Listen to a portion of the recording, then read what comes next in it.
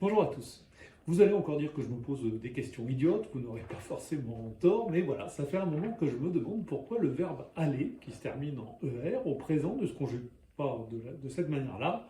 J'alle, tu alles, il alle, nous allons, vous allez, ils allent. Voilà, pourquoi ça? Alors je n'en savais rien, donc je suis allé voir des linguistes et des connaisseurs de langue française qui m'ont expliqué ceci. En fait, comme toujours, il faut revenir au latin, enfin comme souvent, il faut revenir au latin pour comprendre la langue française d'aujourd'hui. Et en latin, le verbe pour dire aller, les Romains utilisaient le verbe ire, I-R-E. Et ce verbe ire, ben, on le retrouve à notre futur du verbe aller, puisque le futur du verbe aller, c'est j'irai, ou au conditionnel aussi, j'irai, avec un S évidemment. Voilà. Mais ce verbe latin était irrégulier et donc compliqué à conjuguer. Et donc le peuple en a eu un peu marre et il a abandonné le verbe aller dans certains cas pour utiliser deux autres verbes de sens proche. Le premier, c'est ambulare, qui voulait dire se promener, qu'on retrouve dans déambuler, par exemple, en français.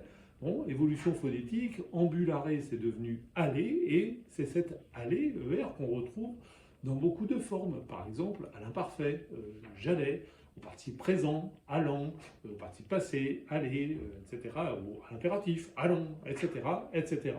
C'est celui qui a été le plus productif, si je puis dire, pour notre conjugaison du verbe aller. Mais il y a eu un troisième verbe, pour une raison qu'on ignore, qu'a utilisé, c'est vadere. Vadere, ça veut dire aussi marcher, mais avec une nuance de vitesse et de force. On le retrouve dans un lointain héritier en français, c'est envahir. Vous voyez un petit peu la différence. Et ce vadere, eh ben, on le retrouve dans je vais, tu vas, ils vont, ou à l'impératif, va. Voilà. Donc pour résumer, notre verbe aller, qui est quand même un peu bizarre, il y a trois formes différentes parce qu'il emprunte à trois verbes latins différents, le verbe ire, le verbe ambulare et le verbe vadere. On appelle ça un verbe hétéroclite en français. Si vous y songez bien, c'est la même chose avec le verbe être. Hein. Je suis, tu es, je fus. Bon, je fus, on l'utilise moins, mais vous voyez, là aussi des formes différentes. Donc encore un verbe qui nous paraît tout simple, mais qui est plus compliqué que cela. Un autre verbe hétéroclite, et tout ça pour dire que conjuguer le verbe aller, ben de vous à moi, ça ne va pas de soi.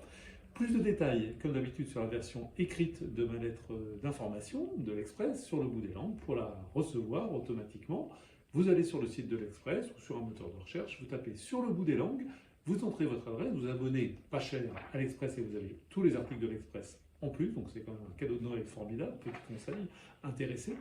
Et vous la recevrez donc automatiquement chaque mardi. Je vous remercie et je vous dis à la semaine prochaine.